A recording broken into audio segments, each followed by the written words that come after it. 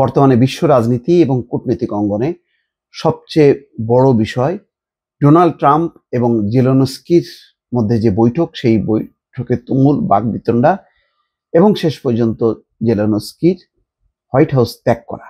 এখানে বলা হচ্ছে যে জেলেনস্কি এবং তার প্রতিনিধি দলকে কি হোয়াইট হাউস থেকে বের করে দেওয়া হয়েছে, নাকি তারা নিজেরা বের হয়ে গেছেন, এ নিয়ে একটি বিতর্ক চলছে। সেই বিতর্কের জবাব দিয়েছেন ট্রাম্পের একজন উপদেষ্টা। দর্শক, এই খবরে বলা হচ্ছে যে ওভাল অফিসে যুক্তরাষ্ট্রের প্রেসিডেন্ট ডোনাল্ড ট্রাম্প এবং ভাইস প্রেসিডেন্ট জেডি ভ্যান্সের সঙ্গে বাকবিতণ্ডার পর ইউক্রেনের প্রেসিডেন্ট ভলোদিমির জেলেনস্কি এবং তার প্রতিনিধিরা হোয়াইট হাউস থেকে বেরিয়ে যান। কিভাবে তারা এমন পরিস্থিতিতে উপনীত হন তা জানিয়েছেন যুক্তরাষ্ট্রের জাতীয় নিরাপত্তা উপদেষ্টা মাইকেল ওয়ালস। দুই দেশের শীর্ষ নেতাদের মধ্যে গত শুক্রবার এক বৈঠকেই বিতণ্ডা হয়। যুক্তরাষ্ট্র ও ইউক্রেনের মধ্যে খনিজ নিয়ে একটি চুক্তি চূড়ান্ত করতে এই বৈঠকের আয়োজন করা হয়েছিল।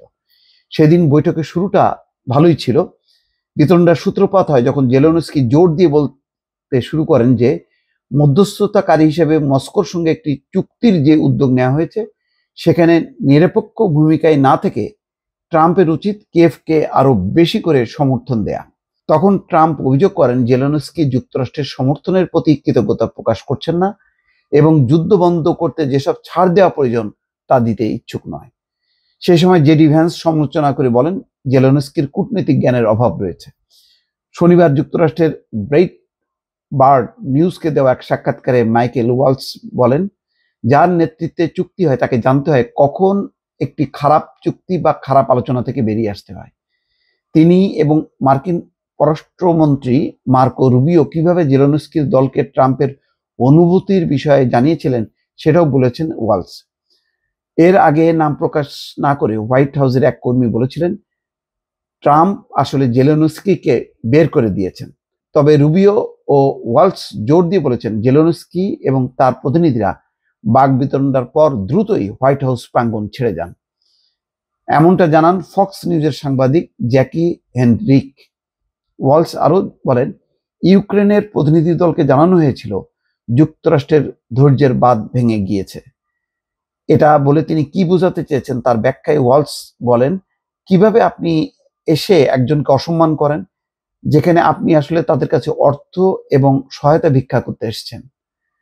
তাই আমরা তাদের স্পষ্ট করে সবকিছু বলে দিয়েছি। আমরা পরিষ্কার করে বলেছি এই আলোচনা যেটি তাদের এবং তাদের দেশের জন্য দারুণ একটা দিন হতে পারত সেটা শেষ হয়ে গেছে, তাই চলে যাওয়ার সময় হয়ে গেছে। এদিকে জেলেনস্কির সমালোচনা করে রুবিও বলেন জেলেনস্কি নিজের আচরণ দিয়ে সবার সময় নষ্ট করেছেন।